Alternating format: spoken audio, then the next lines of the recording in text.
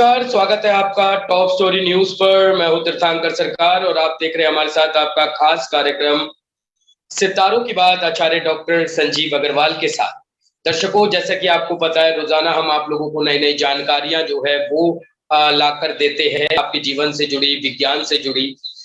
हमारी कोशिश रहती है कि हम आपको अंधकार से प्रकाश की ओर लेकर जाए, अज्ञान से ज्ञान की ओर लेकर जाए, ताकि आप हर चीज को समझे, परखे, उसके बाद उसको अपने जीवन में जो है उसको उतारे और उससे आप सकारात्मक लाभ पाए। अक्सर ज्ञान ना होने की वजह से हम लोग कई बार अंधविश्वासों में पड़ जाते हैं, जिसका हमें कई बार खामियाजाना भी भुगतना पड़ता है। तो आज हम बात करने वाले हैं दर्शकों आकाश की। आसमान को आप सबने देखा होगा, जिसको आकाश गगन के नाम से सब जानते हैं। आकाश तत्व का महत्व क्या है, इस विषय में आज हम बात करेंगे। आचार्य जी, बहुत बहुत स्वागत है आपका टॉप स्टोरी न्यूज पर। नमस्कार, जय मां भारती, जय श्री राम। आज थोड़ी तबीयत थोड़ी ढीली है, आवाज के अंदर आपको फर्क महसूस हो रहा होगा।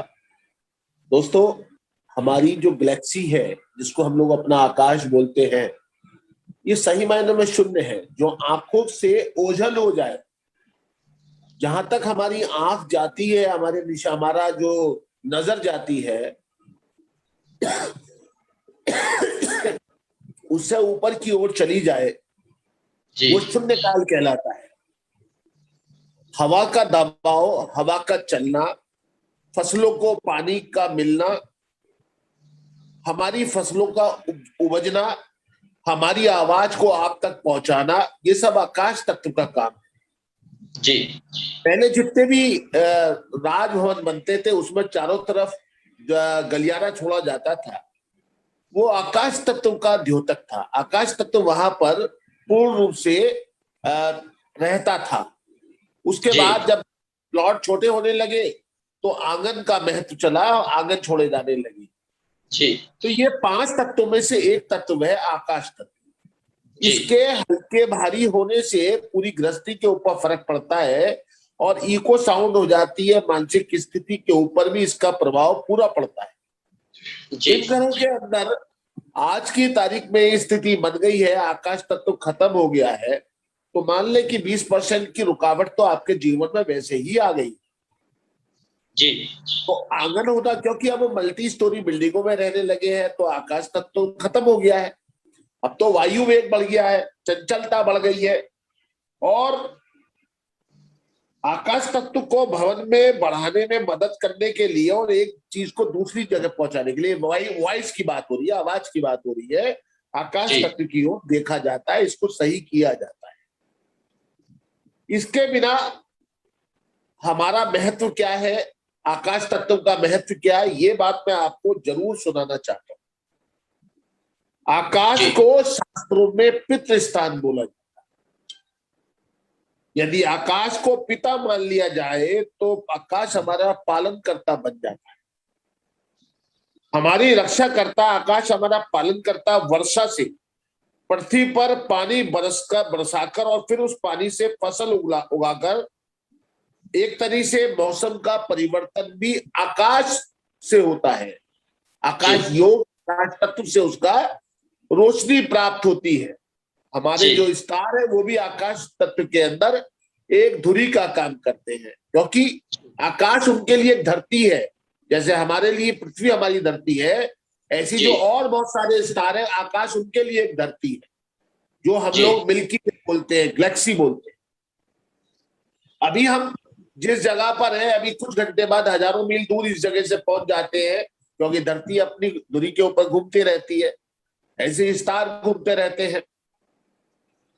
सूरज की सभी बुरी किरणें जो हमें नुकसान पहुंचाती है, और हमें सिर्फ उन्हीं किरणों को जाने देता है जो हमें पॉजिटिव एनर्जी देती है। अगर वो नेगेटिव एनर्जी देने लगे तो हम लुंज पुंज हो जाएंगे। अभी आप देख रहे हैं कि 1-2 डिग्री तापमान बढ़ गया है, तो हमारी स्थिति क्या बनी है। भारतीय संस्कृति के प्रारंभिक मानता है कि आत्मा के बिना शरीर मिट्टी का खिलौना मात्र है, वे आत्मा अजय और अमर है। किंतु आज हम इस अजय आत्मा रूपी आकाश पर विजय पाने के लिए आकाश को ही घायल करते जा रहे हैं।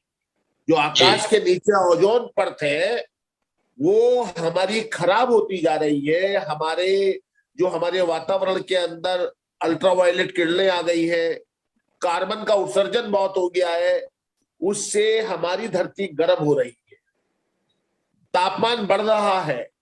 अगर जी हम अपनी संभले, आज हम इसलिए महत्वपूर्ण टॉपिक लेके आए हैं कि अगर हम नहीं संभले तो आने वाली जनरेशन के लिए बहुत ही ज्यादा हानि होगी और उनकी आयु का ह्रास होगा। जो अब आयु 120 से घट के 80 आ गई है, तब 60 वर्ष और 50 वर्ष रह जाएगी। जी आकाश हमारे भीतर बाहर ऊपर नीचे चारों ओर है। दशा के एक क्षेत्र के भीतर जहां है वही आकाश है। इस आकाश के खाली स्थान को हमें भरने की कोशिश नहीं करनी चाहिए। यदि दैनिक दिनचर्या में आप बिना ठूसे भोजन करें तो पेट में रिक्त जगह बच जाएगा। उस ठूस के भोजन करेंगे तो पेट की स्थिति क्या होगी? और अगर हम इसको ठूसे ना, भरे ना, कुछ खाली स्थान छोड़ दें तो आकाश तत्व भी वहां पे बचेगा। तो इसको हम सोचने की बात है। अच्छे स्वास्थ्य के लिए आकाश तत्व का होना ज्यादा अच्छा होता है।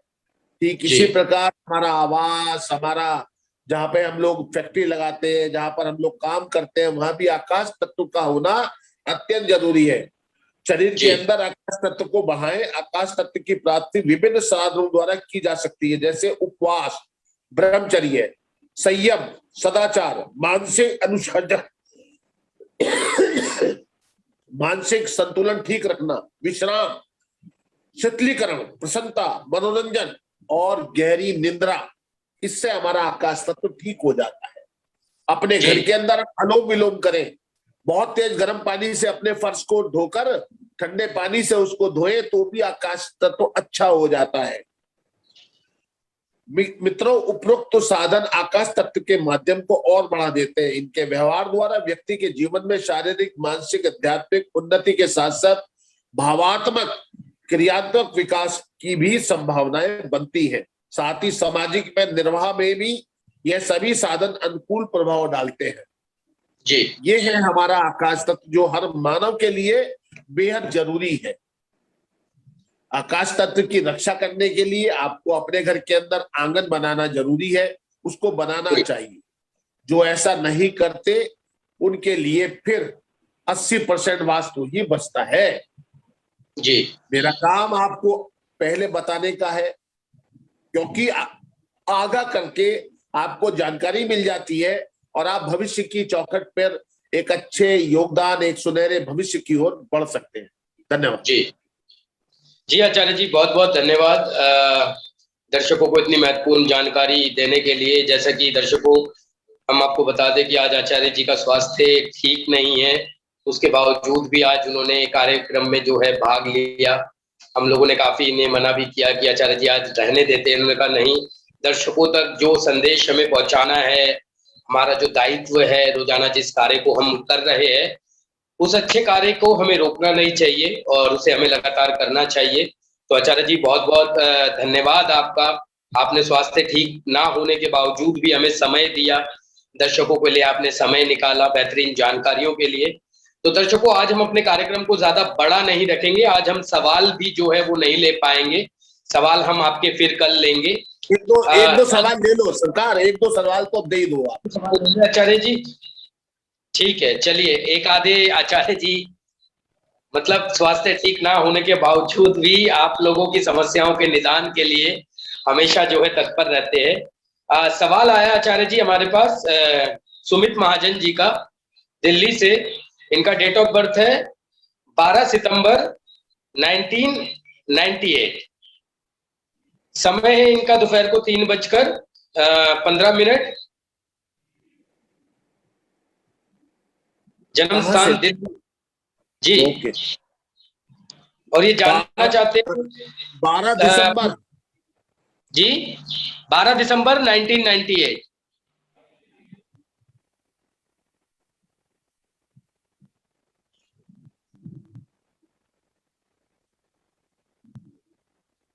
बारह सितंबर बोला आपने? जी जी, 12 सितंबर 1998 दोपहर के 3:15 मिनट। हाँ, दोपहर के 3:15। इनका धनु लगन है, वृश्चिक राशि, रोहिणी नक्षत्र में, चंद्रमा के नक्षत्र में इनका जन्म हुआ है जी। और इनकी जो कुंडली कहती है उसके अंदर मैं आपको जरूर ये बात बताना चाहूंगा कि गुरु और केतु इनका बहुत बढ़िया है।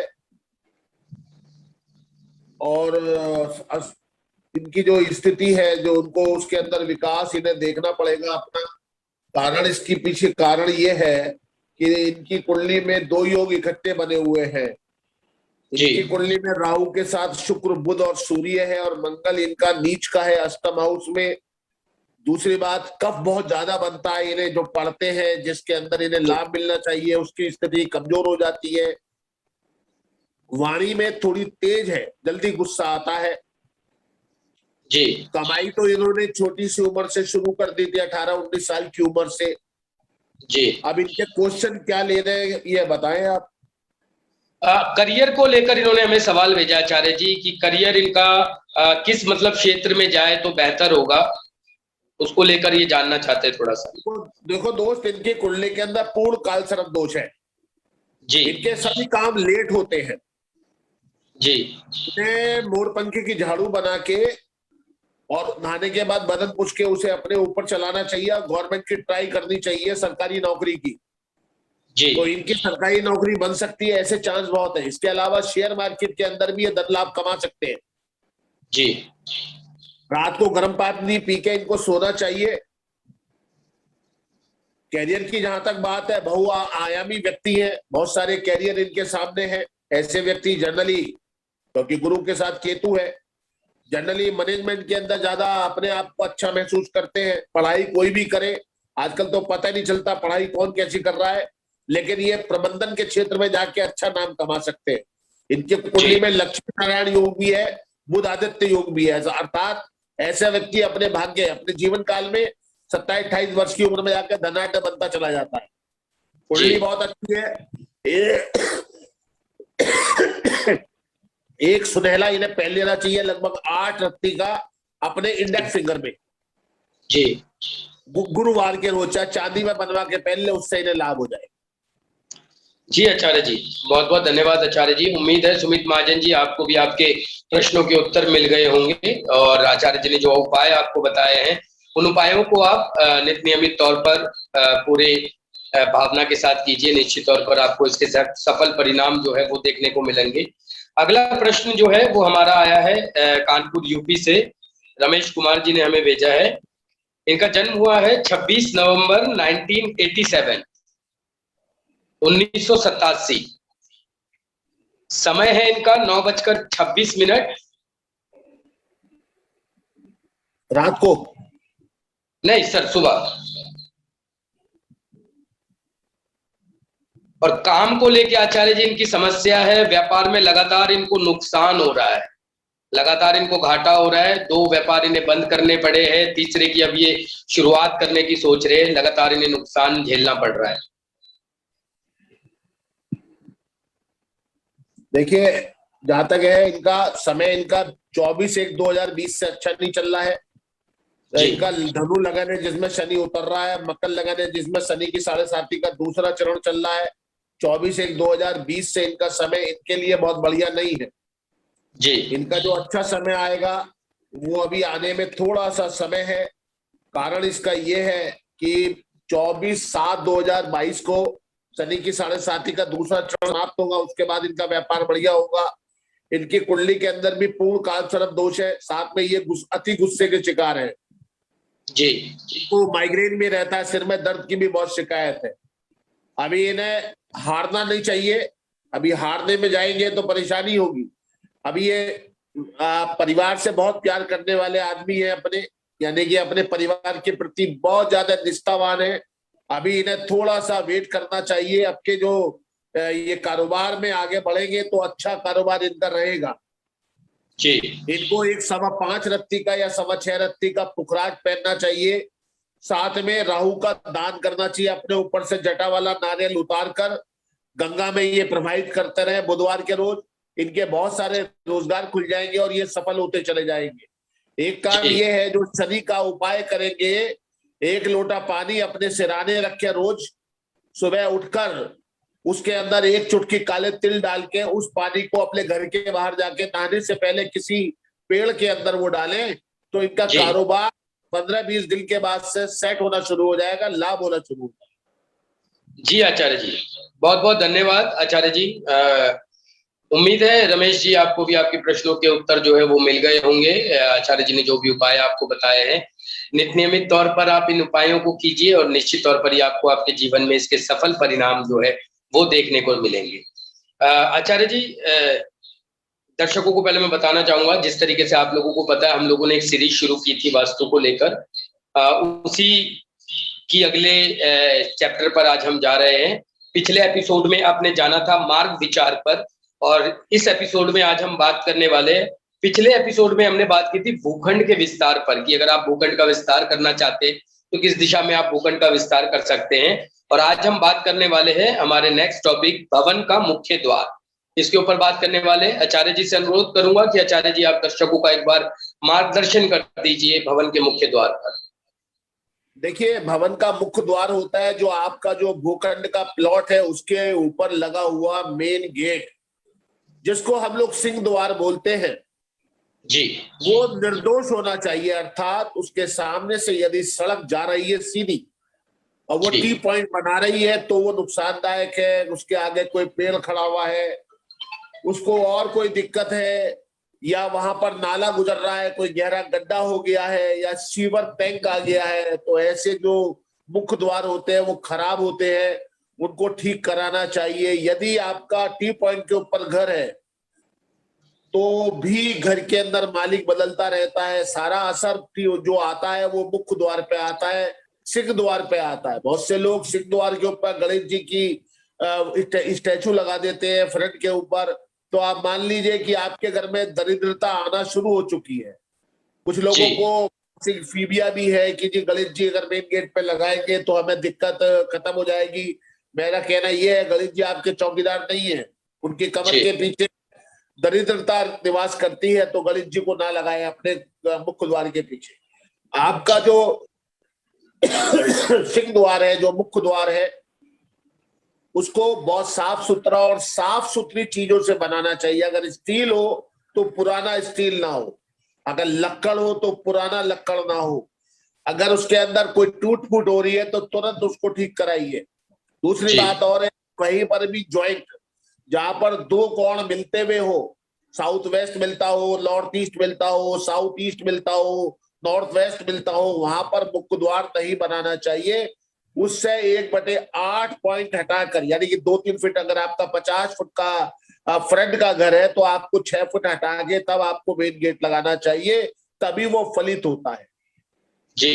मुख्य द्वार घर की बहुत बड़ी परेशानियों को दूर करने वाला है। अगर आपका समझ लीजिए मुख्य द्वार ठीक है, मुख्य द्वार का स्वामी केतु होता है और केतु आपके पुत्र का भी स्वामी है, तो आप मान लीजिए मुख्य द्वार को हल्के में लेना, क्या कुछ घटना घट सकती है, इसका आपको ध्यान रखना चाहिए।